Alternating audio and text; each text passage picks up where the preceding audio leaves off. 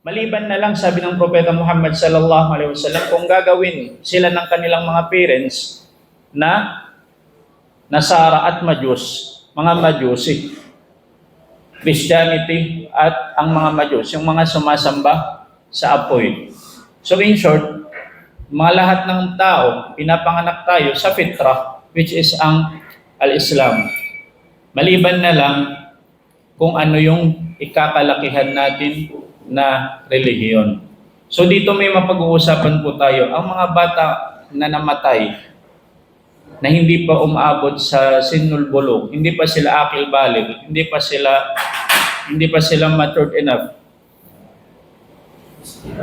Di ba po nababanggit o di kaya alam natin na sila ay makakapasok sa paraiso. No matter what religion their parents are, andun pa rin sila. Kasi fitrah, yun yung original na katayuan ng tao. Gets po natin? So example, Christian, nagkaanak. Paglabas ng anak, patay. Kasali po ba dun? Yes, kasali po. Kasi original. Kasi hindi siya lumaki, hindi niya na-adapt yung pagiging Christian o di kaya pagiging ibang relihiyon ng kanyang mga magulang. So nasa fitra siya. Nasa original na katayuan siya ng tao, which is al-Islam. Okay po. So yun ang original na katayuan ng tao. Yun yung una nating pag-aaralan o pinag-aaralan ngayon. Na katotohanan ang unang katayuan, ang original na katayuan ng tao ay ang at-tauhid. Pero sa di ba yung bata, hindi siya. Pero pagdating sa exam na ibang nasa na siya, sinisip siya na ano din ang kapit na religion, hindi niya matanggap. So wala rin tayo na alam ang mga tao naghanap ng tutuan ng Islam. Ano kung marami na sa exam sa namin na sila na ano yun na bakit so, yung sabihin, pumasok na yung Fitra. Opo, andun po yung fitra. Kaya may mga iba po, di ba, ng mga pari dati na kahit pari na sila, naghahanap pa rin sila ng parang may kulang, sabi nila, parang may hinahanap pa rin kami. Kasi fitra, yun yung fitra na sinasabi ng Propeta Muhammad sallallahu alaihi wasallam. Klaro po ba? So fitra po yun. Yun yung original na inilikha tayo ng Allah subhanahu wa ta'ala. Walang iba. Walang ibang dahilan kundi ang sambahin siya. Okay po?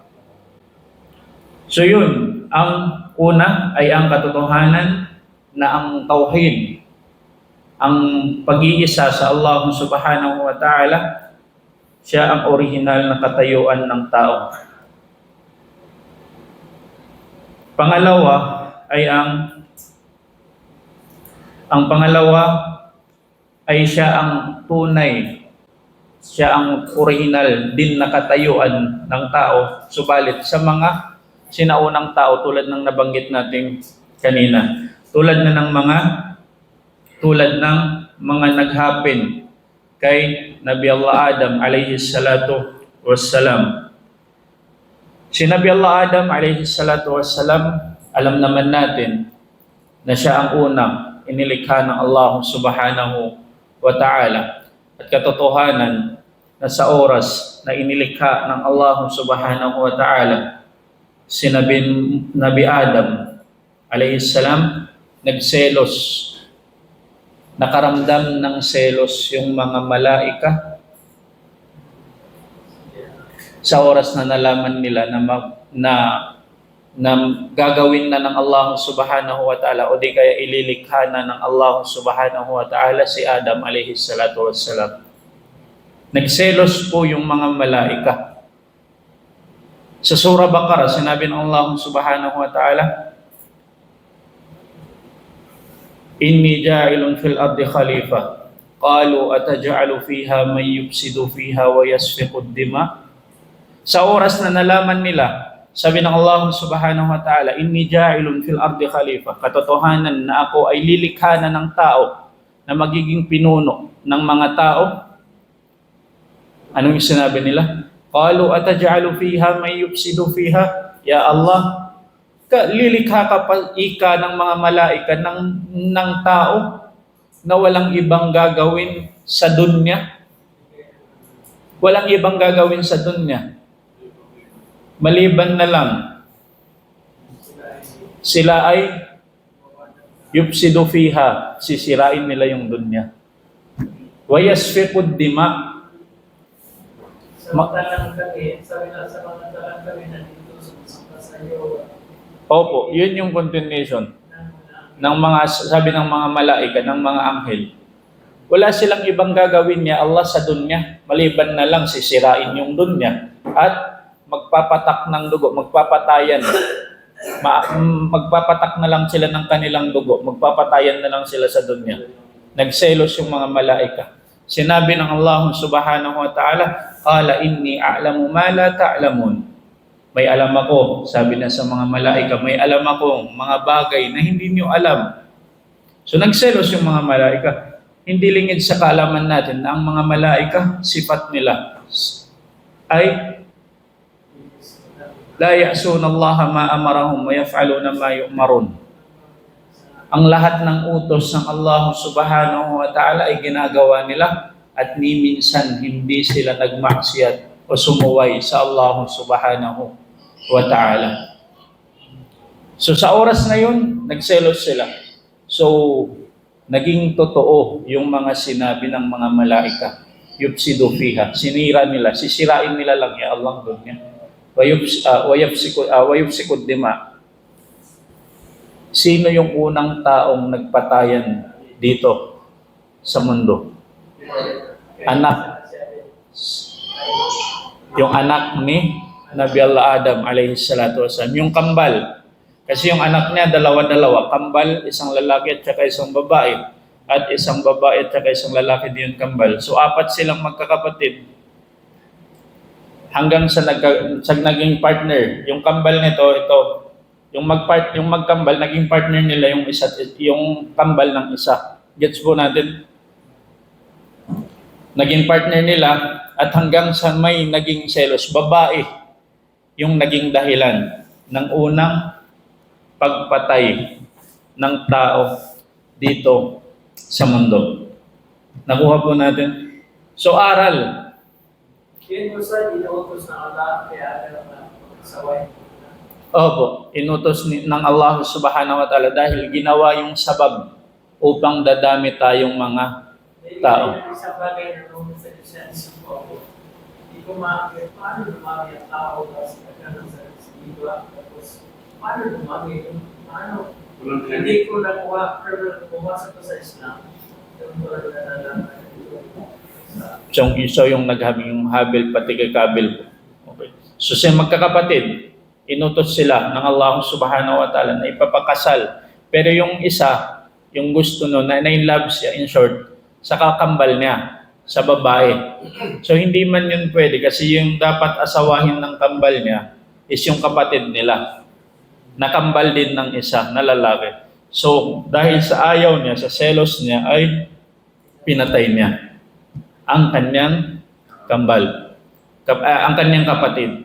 Hindi niya kambal, kapatid niya. Okay po?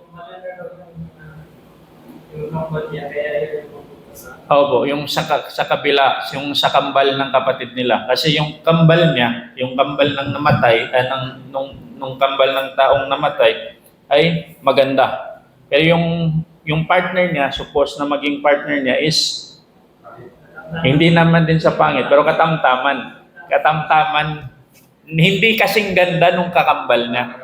Okay, so yung kapatid niya, yun yung dapat maging asawa ng kambal niya. So, pinatay niya. So, fitna.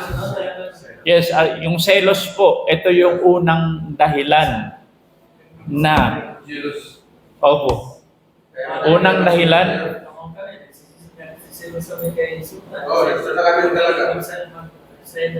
Masya Allah, Allahumma barik. Oh, opo. So yun, So selos yung unang naging dahilan kung bakit nagpatayan yung mga tao. So doon naging totoo yung mga sinabi ng mga malaika. Pero ang lahat po ng iyon ay gusto ng Allah subhanahu wa ta'ala. Kasi pag hindi yun ginawa, paano tayo magiging tao? Tama po. So ang lahat ng iyon ay ginawa ng Allah subhanahu wa ta'ala may hikmah, may dahilan na maganda. Pero ang dahilan ng Allah subhanahu wa ta'ala na maganda, may dalawang klase. May pwede tayong malaman at may hindi. So pero ang lahat ng iyon ay mula sa itinakda ng Allah subhanahu wa ta'ala. So yun, tulad ng sinabi natin, ang tauhid ay ang orihinal na kalagayan ng tao, ang orihinal na kalagayan ng mga sinaunang tao mula sa atin. At nakuha na rin natin na ang tauhid ay ang fitrah, orihinal na katayuan ng tao. At ang pangatlo ay ang asyirku tari'un alal bashariyah. Ang shirk, bigla na lang siyang dumating na lumabas sa mga tao. So tulad ng sinabi natin, ang tagal ni Nabi Allah Adam alayhi salatu wassalam dito nabubuhay sa mundo ay walang shirk na naganap. Maliban na lang sa oras na ni Nabi Allah Nuh alayhi salatu wassalam. Imagine, Nabi Allah Nuh alayhi salatu wassalam, 950 years na buhay, nagdakwa lang. Pero walang tumanggap, maliban konti lang. Iilan lang sa mga tao ang tumanggap sa panawagan ni Nabi Allah Nuh alayhi salatu wassalam, hanggang sa inutos na siya ng Allah subhanahu wa ta'ala na maggawa na ng ark. Ng ark sa taas ng bundok.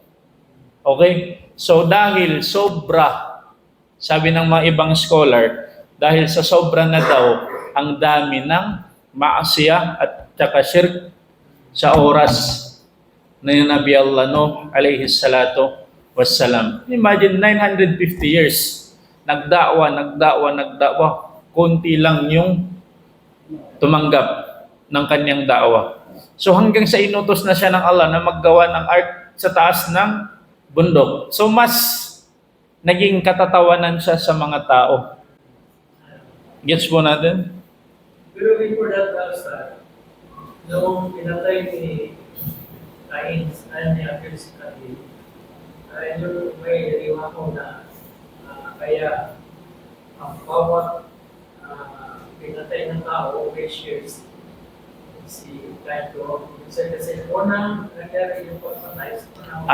Opo. Kaya may shares siya, totoo yan. Yung may sin, yung may kasalanan siyang makukuha doon kasi siya yung unang gumawa. Yes. Yung iba po sabi nila meron